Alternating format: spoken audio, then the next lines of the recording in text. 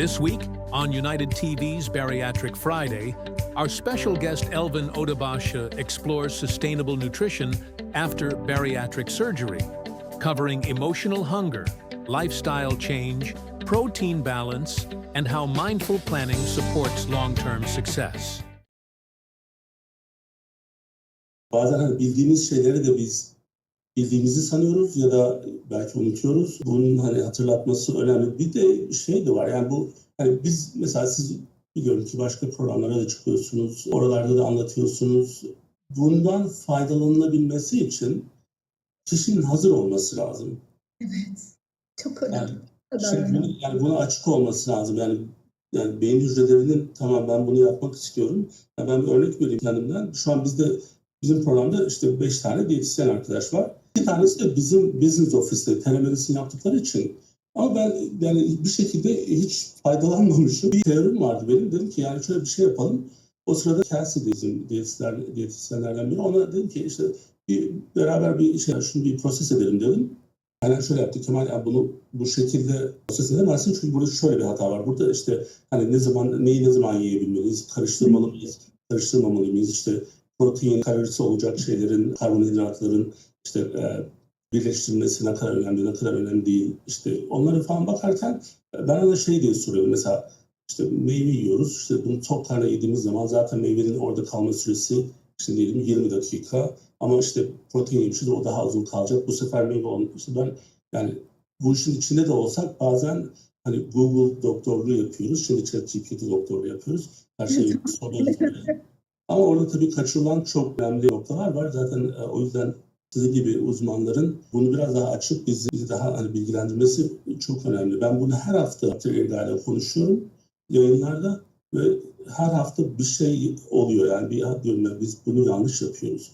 Şimdi bu biraz da işte psikolojik durumlardan dolayı bir psikolojik eşik, yani şöyle bir problem var. Ameliyattan sonra mesela özellikle birçok hasta ya ben ömür boyu diyette mi olacağım diye düşünüyor. Evet. Yani bu bir korku, işte o da bazı hastalar için ameliyat olmama durumunu getiriyor. Ve biz biliyoruz ki aslında iyi bir planlamayla bunun bir diyet olmadığı, bunun bir lifestyle değişikliği olduğu ve sizin de az önce anlattığınız gibi doğru şeyleri doğru zamanda yiyip doğru beslenmeyle diyetten çıkarıp işte lifestyle şeklinde yapmamız gerekiyor. Burada biraz sizin de firmanızın ismi değil mi? Doya doya yaşa. Sürdürülebilir beslenme. Yani bir hastanın ameliyattan sonra hiç mi kaçırmak yapmaması gerekiyor? O süreci nasıl kontrol etmesi gerekiyor? Çok kıymetli bir soru. Bize de mesela hani kişi operasyon olmasa dahi buraya geldiğinde ilk görüşmede Kemal Bey şunu soruyor. Ya hocam tamam başladık da böyle yaşayacağız ya şeklinde. Çünkü gerçekten hani az önce de söylediğim gibi yani yeme davranışı, obezite aslında bir yandan bir yeme davranış bozukluğu. Yani bir davranış paterni gelişiyor orada. Kişinin bozuk bir davranış paterni ve hani gıdayı sınırsız, sonsuz tüketebileceğiyle ilgili bir davranışı uzun süredir sergilediği bir yaşamdan geliyor bize. Ve onu biz hani gel bunu bir düzene sokalım, bunu bir miktar bunlarla ilgili kısıtlayalım, bak bunların saatlerini belirleyelim demek onun için yaşamda büyük bir değişim ve dönüşüm ve hani haz almakla ilgili kısımda da daha keyifsiz bir senaryoya gideceğiyle ilgili de kaygıya sebebiyet veriyor. Ben her zaman beslenme modelini hazırlarken 3 konuya yoğunlaşarak gidiyorum danışanlarımda. Birincisi öncelikle diyorum ki senin zaafın olan gıdalar neler? Yani gel biz kartları açık oynayalım. Kemal Bey siz de işte en sevdiğiniz yiyecekler neler? İşte Eyvah hocam ben çikolata yemeyi severim, ben simit yemeyi severim, ben makarna yemeyi severim. Biz buna SWOT analiz diyoruz. Danışanın yeme davranışına bir SWOT analiz yapıyoruz. Ve önce gerçekten zaaflarından başlıyoruz aslında. Okey diyorum tamam bunlar bende. Benim sana teklifim ise şu. Gel biz zaaflarını entegre edebildiğimiz bir protokol hazırlayalım. Yani iyi ve kötü gıdadan çıkalım. Ben makro ve mikro boyutta bir gıdayı değerlendiriyorum. Makro bakınca karbonhidrat, protein, yağ benim için. Yani buradaki bir gofreti de öyle ayrıştırıyorum. Buradaki bir tam tahıllı ekmeği de öyle ayrıştırıyorum. Mikro boyutta tabii ki anlamları çok farklılaşıyor. Ya ikisi aynı kaloriye sahip olabilir ama besin değerleri açısından farklılık gösteriyor.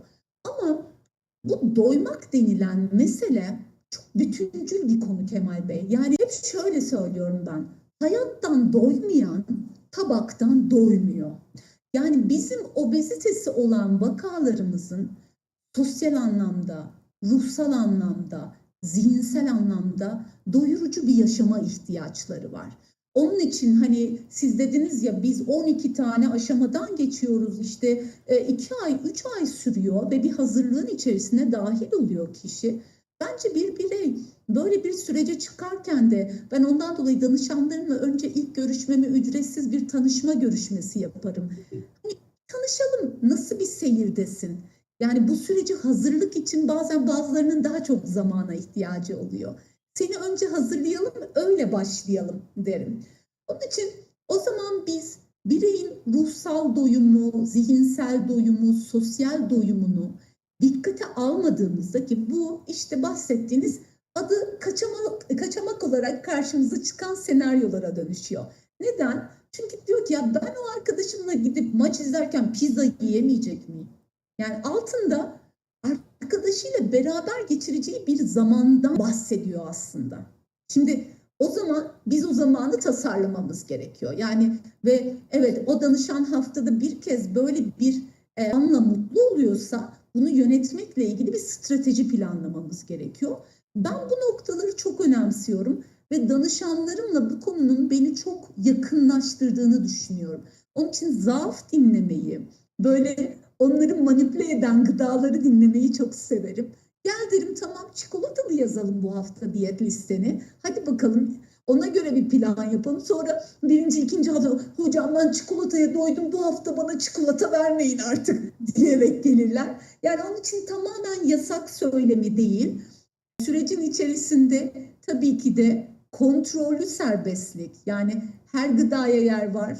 Belki sağlığın için çok uygun olmayan bir gıdaya bile. Yani bugün sağlık için hiç önermediğiniz ne var derseniz alkol derim. Yani sağlık açısından önermiyoruz tabii ki.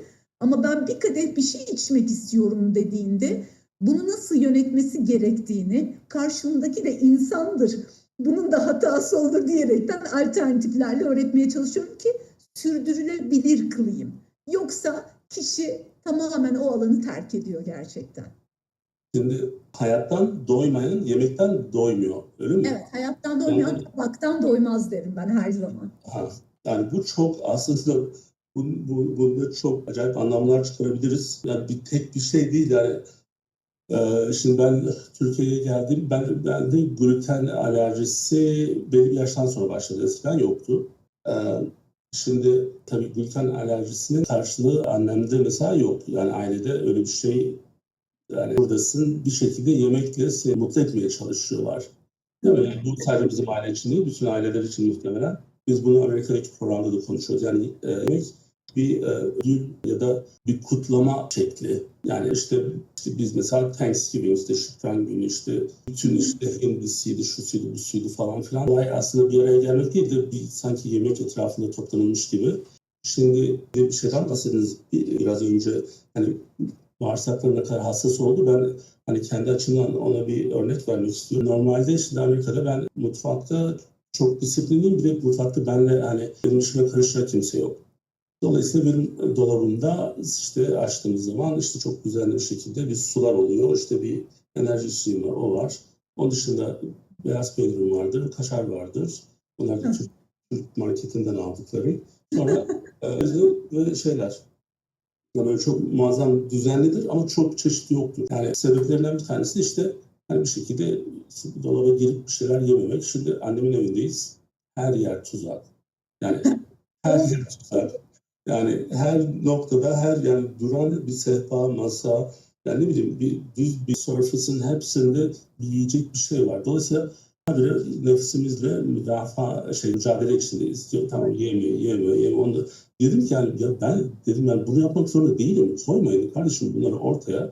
Yani siz yemek istiyorsanız gidin başka yerde yiyin. Ama bu bizim tabii ki obeziteyle uğraşmak zorunda kalan ya da bu hastalığı olan kişiler için bu daha da korkunç bir da.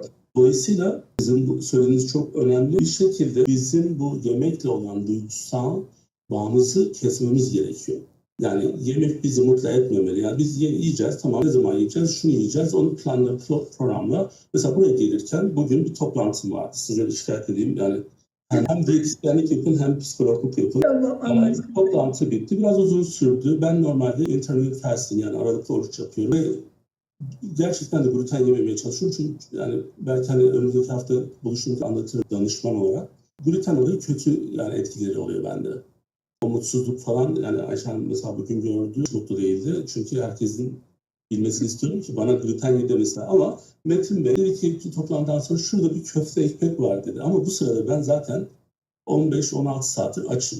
Tamam, yani Metin abim de yani bana pek yok diyemiyorum ama o kadar açım ki şimdi köfte ekmek fikri çok iyi geldi. Çok iyi geldi. Uğradık bir yerde köfte ekmek aldım ve şimdi ben muhtemelen onun bedelini ödeyeceğim. Önümüzdeki 24 saat içerisinde. Yani burada biraz da zorbalık da var değil mi? Yani etrafınızda, yani aileden. Yani zorbalık derken ben bunu hani parantez içinde kullanıyorum. Yani herkes bir şekilde yemekle mutlu etmeye çalışıyor. Mesela Can bizim burada. Şimdi evlendikten sonra kilo almaya başlamış. Mesela çok zayıftı daha öncesinde. Emre şu an ofiste. O da şimdi acayip sıkı bir programa başlamış. Emre size geliyor mu bilmiyorum ama yani son geldikten sonra bayağı bir kilo vermiş, hem de fit olmuş. Yani aynı zamanda şey yapıyor, fitness'ına da önem veriyor. Ama bunları biz yaparken, kişi olarak yaparken etrafta korkunç baskılarla falan gidiyoruz. Dolayısıyla bunun psikolojik tarafını bir şekilde hani hastanın dışında, kişinin dışında etrafının da anlaması lazım. Öyle düşünüyorum. Şimdi bir şey girmek istiyorum. Yani bu duygusal açlıkla mücadele etmek, yani neredeyse bir savaşa gitmek gibi bir şey. Burada yani sizin önerebileceğiniz pratik bir taktik var mı? Yani annemi nasıl yenebilirim? Anneyi öncelikle bu coğrafyada yenmek çok zor Kemal Bey. Önce onu söyleyeyim. Şimdi Anadolu coğrafyası medeniyetin kurulduğu bir beşik ve yani biz sofra kurarak medeniyeti kurmuşuz. Yani düşünsenize, ilk reçete, dünyada insanlık tarihinin ilk reçetesi ekmek. Yani ve siz o coğrafyaya doğmuşsunuz. O coğrafyadan o bize zaten bir aktarım olarak, yani nasıl genetiğinizin bir aktarımı varsa sofranızın da bir aktarımı var. Ve bu coğrafyada böyle bir ağırlama şekli var. Onun için de şu anda Avrupa'da obezitede birinciyiz. Amerika'yı da yakalamış durumdayız zaten, biliyorsunuz. Şimdi bununla biz çok uğraşıyoruz. Yani şöyle, bir kişiye obezite teşhisi koyduk ve bir tedavi protokolü hazırladık ve beslenmesini belirli kısıtlar içerisinde yönetmeye başladık ki az önceki söylediğiniz gluten intoleransı, mesela benim çok ciddi otoimmün hastalıkları olan vakalarım var. Onlarda olay daha kısıtlı hale geliyor. Bunda çevreden bu konunun anlaşılması muazzam zor oluyor. Yani gıdayı reddetmek bu coğrafyada çok zor oluyor. Onun için bir miktar böyle didişsek de yani hayırı anlatmamız gerekiyor. Yani gerçekten buradan bir zarar çıkıyorsa, yani bu işte gluten hassasiyeti olan bir birey için, yani ben bunu yediğimde hasta oluyorum bir kere. Yani bunu mesela şey düşünün, diyabet hastasınız, insülin bulunuyorsunuz ve şeker yiyorsunuz, aynı şey. Ondan dolayı hani burada net olması vakanın önemli. Ama şu duygusal açlık konusu çok hassas bir konu Kemal Bey. Orası böyle, bahsettiğiniz şey birazcık daha sosyolojik baskı, hani sosyolojik bir kültürün size yansımasıyla ilişkili. Ama duygusal açlık dediğimiz şey bir kişinin duygularının aç olması hikayesinde biz gerçekten ne onu tabakla doyurabiliyoruz. Bu şey gibi, burada bu coğrafyada söylenen çok güzel bir cümle var. Yani annesinden süt emmeyeni kimse doyuramaz derler. Yani bu ana besin gibi bir şey, anladınız Ben de mı? var o. Yani ben 13 günlük düşün. Annem hasta olmuş o dönemde. Belki benim açlığımın sebebi o olabilir. Olabilir bu arada. Bunun çalışması var. Yani bu işte yetimhanedeki çocuklarda yapıyorlar bunun çalışmasını ve hani bu çocukların ilerleyen dönemlerde yöneldikleri besinlere bakıyorlar, kilo durumlarına bakıyorlar. Onun için hani eğer duygusal bir açlık kısmı varsa buna ayrı çalışmamız lazım. Peki kendimizi nasıl bu konuda uyanık tutacağız? Ya ben tokum ve karşımda bir yemek var ve onu yiyorum. Ne yediğimin farkında da değilim. O anda da değilim. O zaman burada acaba bunu biz zihinsel bir karmaşanın içerisinde miyiz demeliyiz ki burası bence bugünkü insanın en önemli problemi. Hiç kimse anın içinde kalamıyor Kemal Bey. Bunu da dijital dünya ne yazık ki daha da pompalıyor. Yani yemekleri de kaydırmaya başladık artık. Aynı şeydeki gibi düşünün. Instagram Reels içerikleri gibi kısa hızlı yeni yemek gelsin, kısa hızlı yeni yemek gelsin. Zihnimiz ve hep diyor ki dopaminli gelsin. Aynı Reels'ın mutlu edeni gelsin. Yemeğin de mutlu edeni gelsin. Şimdi bu dünyadan uyanmak sizin zihne ve farkındalığa, anda kalmaya çok çalışmanız anlamına geliyor. Ben bu coğrafyadan çok güzel bir tüyo vereceğim bu konuda. Hep sirkadiyen ritmi, çünkü buna göre anlatıyorum. Sirkadiyen ritimle güneşin saatine göre, güneşin saatlerine göre bedenin verdiği cevaplar, hormonal cevaplar, enzim cevapları, uykuyla ilgili verdiği cevaplar, değil mi? Ve bunu güneşin saatine göre yapıyor. Bu coğrafyada bir vakit kavramı var. 5 vakit dediğimiz. Şimdi bu 5 vaktin içerisinde de ne var? Diyor ki bu 5 vaktin içerisinde bize bir ibadet yapılması tavsiye ediliyor. Aldığımız dini öğretilerde. Bunların hepsi güneşin vakitlerine göre. Düşünün, şimdi ben güneşin vakitlerine göre, danışanlarımı hep güneşin vakitlerine göre besliyorum. Sirkadiyen ritim de onu söylüyor çünkü. Gün doğdu, ilk 2 saat içerisinde bir güne başlangıç öğünü planla. Bu planlamanı lütfen protein içeriğiyle yap diyor. Sonra gün tepede bir öğlen saati planla. Bugün içinde sana enerjiye ihtiyaç duyacağın için daha karbonhidratı rahat kullanacağın bir öğün olsun diyor. Gün batmaya başladı, ikindi vakti. Batmadan önceki 2 saat, oraya kerahat vakti de deriz biz bu coğrafyada. Oraya da diyor ki ya burada bir hani rahatlatıcı bir ödülle ilgili bir beklenti, çalışma var. Saat 16-17'de hepimiz daha çok tatlı istiyoruz. 100.000 kişi üzerinde yapılmış, düşünün. Sonra akşam gün battı, akşam vakti. Gün battıktan sonra bir de yatsı vaktimiz var 2 saat sonrası. Şimdi siz bu saatlere göre, şimdi biz tamamen dini öğretilerin ve tavsiyelerin dışına çıkalım. 5 vakit kalkıyorum, elimi yüzümü yıkıyorum. Ondan sonra ağzımı çalkalıyorum. Yani hani şahane. Ondan sonra bulunduğum yerde hareket ediyorum. Hareket ederken de diyorum ki ben bu anda kalacağım. Hatta iyi şeyler dileyeceğim ve dua edeceğim. Yani bakın hani 5 kez meditasyon yapmaktan bahsediyoruz. Yeni dünyanın hani meditasyon denilen. Yani bu bizim öğretimiz bu coğrafyada var zaten. Şimdi bunun içerisinde de beslenme saatlerinizi planladığınızı düşünün. Her yaptığınız aktivite sonrasında, yani her yaptığınız o ibadet sonrasında da öğünlerinizi planladınız. Ve ne diyoruz? Vakti kaçırma. Vakti de kaçırmadan yaptınız. Metabolizma ne seviyor biliyor musunuz Kemal Bey? Düzen seviyor. Yani diyor ki sen bana düzenli davran. Hep 1 ile 2 arasında mı yemeğini yiyorsun? Hep 1 ile 2 arasında ye. Beni strese sokma. Beni açlık strese sokuyor çünkü diyor. Yani yaşamda kalmak için benim beslenmem gerekiyor diyor. Eğer seni diyor aç yakalarsam, mesela 16 saatlik bir açlık yaptınız. Tabii ki de ben senin diyor köfte ekmeği sokarım. Çünkü açlığın üzerine öyle bir teklif geldiğinde bunun cevabını hayır ben bunu tüketmeyeceğim demek ya çok zorlayıcı bir karar. Nitekim bence 16 saatlik açlığa da güzel bir öğünle başladı. Yani ne güzel karbonhidrat ve protein bir arada dengedeymiş yani.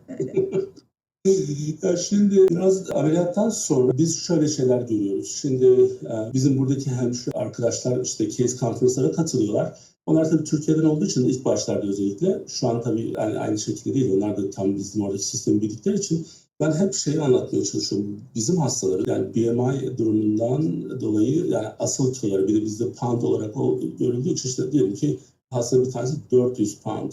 Ya bu çok yani çok büyük bir vücut için. İşte sonra ameliyattan sonra 7 ay sonra bir bakıyoruz o hasta işte 150 pound kaybetmiş.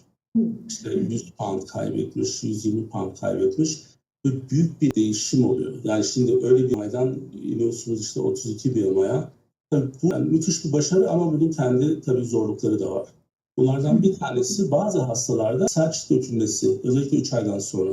Bu her hastada olmuyor ama bazılarında tabii ki yani başka problemler de olabiliyor. Yani bu iyi şey başka problemler getiriyor ama yine de hani o problemler okey yani onlar yani o problemler olacak diye kilo vermemek olmaz. Bu beslenme ve kolajen desteği bu durumu nasıl etkiliyor bu hastalar için?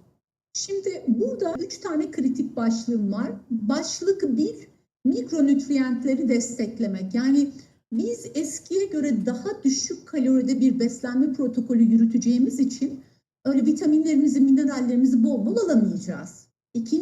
İkinci başlık, zaten bağırsaklarımız bizim o vitamin minerallerin emilimiyle ilgili obezitemiz olduğu için çok da verimli çalışmıyordu. Onun için hani emilimini destekleyeceğimiz ya da emilim kalitesi açısından iyi kalitede ham maddesi olan ve teknolojisi olan takviyeleri kullanmakla ilgili bir başlığımız var. Yani doğru takviye planlaması. Üçüncü başlık, bu vakaların gerçekten yeterli protein alıp almadığını yönet. Şimdi ne olursa olsun kişi böyle bir ameliyatı olduktan sonra hiç yememeyi çok bazen doğru bulur hale geliyor Kemal Bey. Diyor ki oh şükür zaten midem artık neredeyse yok. Yani hani yemeden bu süreci yönetebilirim. Ne kadar hızlı zamanda kilo verirsem o kadar iyi. Verdiğimde de yeniden yemeye başlayabilirim. Halüsinasyonunu görebiliyor. Orada işte o proteini yeterli almamak, vitamin ve mineralleri yeterli almamak, ne yazık ki eğer ki hani hele de bir de vitamin mineral depoların düşükse, onun için vakadan vakaya farklılık gösteriyor. Ani saç dökülmeleri, tırnaklarda kırılma, ciltte pul pul dökülme, cilt elastikiyetini daha hızlı kaybetmek gibi tablolarla karşılaşmamıza sebebiyet veriyor. Onun için hani başlangıçta yaptırdığımız kan tahlilleri ve o tahlillerde işte demirin, çinkonun, B12'nin, magnezyumun, folik asitin, D vitaminin, selenyum ve iyotun hangi seviyelerde olduğunu, mümkünse orta alt değil de orta üst seviyeye taşıyacağımız bir takviye protokolünü önümüzdeki 6 aylık süreç açısından hasta konforunda, hastanın bilişsel konforu, hastanın estetik konforu, hastanın enerji konforu için çok önemsiyorum. Burası birincisi. İkinci kısma geldiğimizde protein. Şimdi proteini yetersiz alırsınız. Protein ne yapıyor? Onarıyor beni. Yapımda kullanıyoruz. Yapımda ve onarımda kullanıyoruz bir kere. Yani büyüme gelişme çağındaysa büyümede kullanıyoruz. Ama ben eğer ki bu süreçte yetersiz bir protein alıyorsam vücut katabolik bir sürece giriyor. Yani kilo veriyor ama Kemal Bey yıkılıyor. Yani yıkım sürecine giriyor. Biz buna mesela işte sarkopenik vakalar diyoruz. İşte kasları ciddi anlamda erimiş vakalar oluyor. Bu da düzeltilmiş vücut ağırlığından. Yani az önce söylediğiniz 400 pound ağırlığındaki bir vakanın eğer ki 180 kilo bizdeki karşılığı, onun vaka olarak karşılığı 80 kiloya gelmekse vücut ağırlığı 80 kilogram düzeltilmiş hedef ağırlığı üzerinden 1,5-2 gram protein aldığından emin olmam gerekiyor benim. Ve vakaya öncelikle bunun önemliliğini arttırıyorum ki bunu yiyerek karşılaması mümkün değil. O zaman devreye işte whey protein izolat giriyor. İyi ki var diyorum. Yani olmasa yönetmek çok zor. Yani bunu hani likit olarak tüketmek çok daha konforlu. Minik minik yudumlarla gün boyunca küçük yudumlarla devam ettirmek. Ben şey diyorum onu hani aynı hani anne sütü alma süreci gibi. Bugün anne sütünden çok konuştuk sizinle ama ya da bebek maması kullanmak gibi. Küçük küçük diyorum. Yani bunu minik yudumlarla hep önünüzde olacak. Hani nitekim bir tane en son bariyatride takip ettiğim bir vakamızda 120 kilo kadar kilo kaybettik. 1,5 yıllık bir süre içerisinde. Çok ciddi bir vakaydı o da yani. Ve hani çok hiçbir zaman hiçbir gününün 70 gramın proteinin altına düşmediğinden emindim. Yani çünkü ona protein saymayı öğrettim. Bakın biz mesela diyabet hastalarında karbonhidrat saymayı öğretiyoruz. Bizim gerçekten bariyatri vakalarımızda düzeltilmiş vücut ağırlığından hedef proteini planlayıp protein saymayı öğretip bunun altına düşmemesi gerektiğini de vurgulamamız lazım. O zaman cilt elastikiyeti açısından da avantajlı oluyoruz. Nitekim kolajen de zaten o proteinle ilgili sürecin bir parçası oluyor. Ben kolajen desteğini hızlı kilo kayıplarını planladığımız dönemde çok önemsiyorum. Özellikle de ilk 3 ay için. İyi bir kolajen formu ama bu sadece cilti düşünmeyeceğiz orada. Eklem yerlerini de düşüneceğiz. Obez bir vakanın eklem yerleri perişan durumda oluyor. Kolajeni yine bağırsak için de düşüneceğiz. Orayı da onarıyor çünkü. Kaliteli bir kolajenin bir ölçü en azından ve akşam saatlerinde yani onarımın saatleri ne zaman? Saat 21-22'den sonra growth hormonunun salgılanmaya başladığı saatlere doğru vücutta onarım başlıyor. Kolajeni de o saatlere yakın saatlerde tüketmek onarıma katkı sağlıyor. Ona göre bir protokol hazırlamak çok anlamlı oluyor tabii. Çok doğru. Şimdi bu hastalarda bazen biz kendi programlarımızda YouTube'da özellikle konuyu tek tek işte yaklaşık 14'e yakın konu var. Bunları her sene 2 kere tekrarlıyoruz doktorlarla beraber. Bunların içerisinde bir tanesi de multivitamin yani vitamin kullanımı. Bu sadece obezitesi olan bir kişi için değil de Yani belli bir yaştan sonra cinsiyetimize göre, yaşımıza göre, bulunduğumuz sağlık durumuna göre, yani bir kronik hastalığımız var mı yok mu, ona göre bir zaten vitamin alınması gerekiyor. Şimdi aile doktorlarıyla sizler hastaların, danışmanların problem gelmeden önce, yani bir şey problem haline gelmeden önce gelmeleri lazım ki o işler, yani kötü olabilecek sonuçlar doğmasın. Bu da bizim değiştirmeye çalıştığımız alışkanlıklardan bir tanesi. Yani sistem olarak biz işte dedik, yani biz işte bu sistemin davranış biçimini değiştireceğiz. Bunun içinde doktorlar dahil, bunun içinde hastaneler dahil, işte government, devlet dahil. Ama en önemlisi de hastanın kendisi, kişinin kendisi. Yani 45 yaşına gelmiş bir erkek birey bugün kolonoskopi olmak durumunda. Daha öncesinde 50'ydi bu yaş. Bir kere olacaksınız. İşte bir probleminiz yoksa 10 sene sonra bir daha alıyorsunuz. Ama bir probleminiz varsa bunun önceden işte belirlenmesi çok önemli. Yani burada da yine bu vitaminlerin problem hale gelmemesi için, deficiency olmaması için önceden yani bizim verdiğimiz doğrultuda beslenmelere dikkat etmeleri gerekiyor. Şimdi benim son konumuz, yani sizde biz aslında hastalık program yapabiliriz. Olabilir. Bir teklifse neden olmasın? Yani en azından ben 3 ayda bir geliyorum. Her geldiğimde yapalım. Çünkü konuşacak çok konu var. Bu bir açılış olsun. Son bölümde de gelecekle ilgili kaygılarımız var.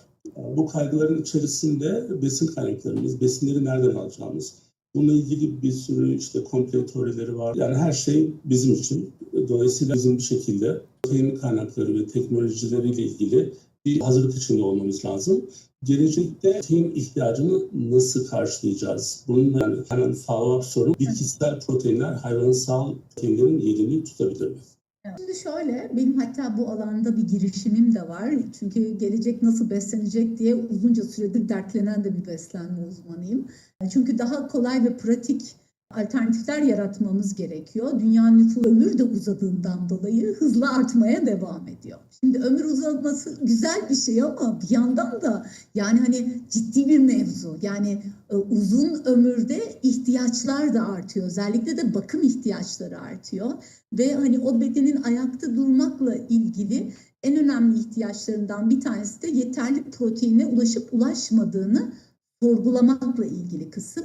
Ve hani şöyle ki 70'li yaşlardan sonra ağız diş sağlığı ile ilgili değişen durum, kişinin yeme davranışı ile ilgili değişen durum, nörolojik durumu, kas sağlığı, özellikle hayvansal proteinleri çiğneyerek tüketmekle ilgili yetisini azaltmaya başlıyor. Onun için bizim buraya alternatif protein çözümlerini bir kere geriatri alanında konuşmak adına bir kere düşünmemiz gerekiyor. Bu bir.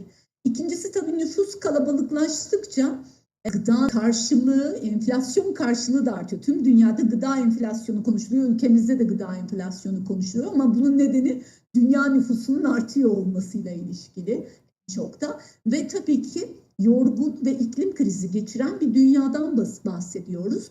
Yani üretilen gıdanın besin değerini hepimiz sorguluyoruz şu anda. Burada da yeni nesil tarım uygulamaları, gıda teknolojileriyle aslında yeni bir dünyaya evriliyoruz Kemal Bey. Ben çok olumsuz bakmıyorum. 1962 yılında yazılmış senaryosu Jetgiller'in. Siz de izlemişsinizdir. Bence ne güzel bir aslında bize bir projeksiyon yapmışlar. Hani ne yapıyor? Anne Jetgil gidiyor, çocuk pizza istiyor. Düğmeye basıyor, bir tane kapsülle pizzasını çok güzel olmuş anne diyor ve gidiyor. Yani dünya evet oraya evriliyor. Bitki bazlı proteinler bu anlamda kıymetli ama daha üzerinde çalışmaya devam ediyoruz. Çünkü hayvan bazlı proteinin tam anlamıyla yerine geçiyor dediğimiz bir döneme daha evrilmedik. Ama tabii ki hani vegan beslenme akımıyla beraber bu alana yapılan yatırımlar hızla büyüyor. Neden? İşte hani hayvan refahı da dünya adına, tüm ekosistem adına çok kıymetli. Öyle düşündüğümüzde şunlar beklediğimiz senaryolar ki bence artık oraya evrildik. İşte protein tozları, protein barları, proteinden zenginleştirilmiş işte kapsüller, işte yoğurtlar, peynirler. Yani hepimizin hedef proteini yakalamakla ilgili daha pratik, daha uygulanabilir, daha ucuz kaynaklara ihtiyacı olacak. Ben onun için hani hem bitki bazlı hem hayvansal özellikle peynir altı suyu ki o da bu coğrafyaya dayanıyor, onu da söyleyeyim. Çünkü Çatalhöyük'te biz bakıyoruz İbn Sina'nın reçetelerinde şu var.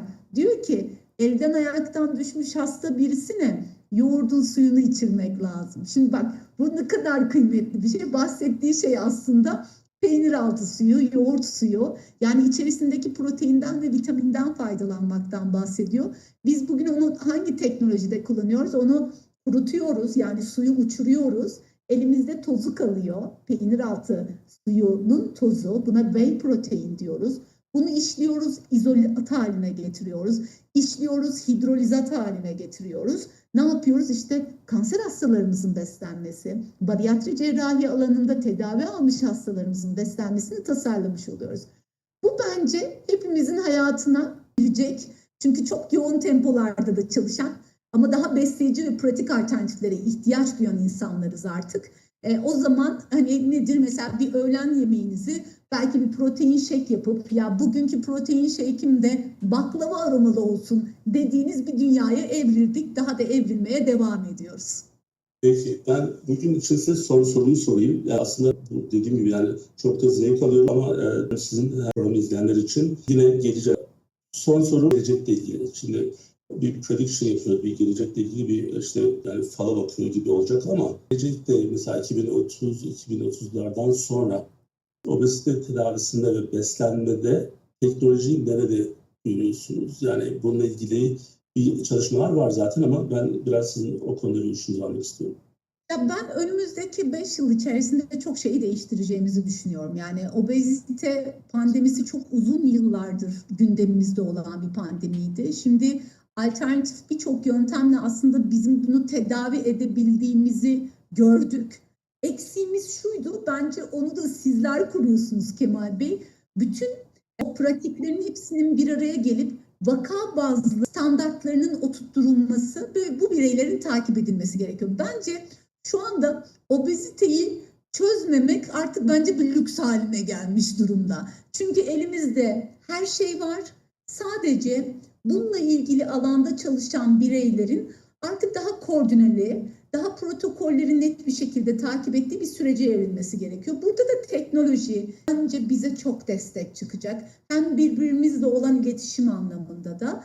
Ve buraya bir de girecek hikaye aslında bağırsakta. Yani bu yıldan itibaren biz obezitede bağırsağın ne kadar söz sahibi olduğunu da konuşacağız. Ve bu alanla ilgili de, yani dışkılarımızdan okuduğumuz beslenme profiline ait sizin karakterinizi çözümlemek de almış olduğunuz bu tedavilerin devamlılığı ve kalıcı olması adına da bir çözüm olmuş olacak. Onun için ben yani 2030-2035'lerde artık başka şeyleri konuşuyor olacağımızı düşünüyorum. Önümüzdeki 10 yılda hep beraber asılıp dünyadaki bu obeziteyle ilgili pandemiyi çözeceğimizi düşünüyorum. O zaman yine daha konuşmaya devam edeceğiz 2030'da. Dolayısıyla izleyenler o zaman bizi takip etmeye devam etsinler ki onlara bilgileri verebilelim. 2030'dan önce tabii ki görüşeceğiz. Şimdi şöyle, ben öncesinde tam ne beklediğimi bilmiyordum. Onu söylemek istiyorum. Çok keyif aldım. Ya bu yani bekliyordum tabii ki, yani çok tanınıyorsunuz, uzmanlığınız iyi, bizim ailede çok popülersiniz. Teşekkür ederim. Biraz da hani kendi fikrimi bu yayında oluşturmak istemiştim.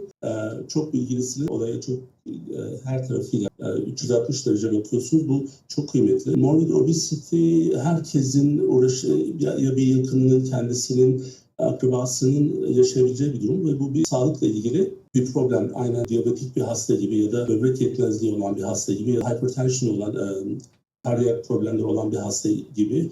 Bu bir hastalık. Yani dolayısıyla bunun bir şekilde multidisipliner bir model, eğer morbid obesity durumundaysa bir şekilde tedavi edilmesi lazım. Tabii ki bariatri cerrahi bu tedavi çeşitlerinden bir tanesi. Kötü durum hiçbir şey yapmamak. Ama az önce sizin yine dediğiniz gibi yani bunu çözmemek çok büyük bir lüks olur. Yani bu kadar imkan içerisinde, bu kadar bilgi içerisinde. Ve ben sizin danışanlarınıza çok faydalı olduğunuzu biliyorum ama bizim izleyicilerimize de çok faydalı oldunuz. Bana da çok faydalı oldunuz. Teşekkür ederim. Çok sağ olun. Ben de çok keyif aldım. Teşekkür ederim. Ben çok keyif aldım. Önümüzdeki hafta yine yayınlarımız var. O zamana kadar hoşça kalın. Ben hep Stay United diyorum bitirirken. Onu da yine o şekilde bitireceğim. Önümüzdeki haftaya kadar Stay United. Çok teşekkür ederim. Ben de teşekkür ederim. Görüşmek üzere. This week, on United TV's Bariatric Friday, our special guest Elvin Odebaşı explores sustainable nutrition after bariatric surgery, covering emotional hunger, lifestyle change, protein balance, and how mindful planning supports long-term success.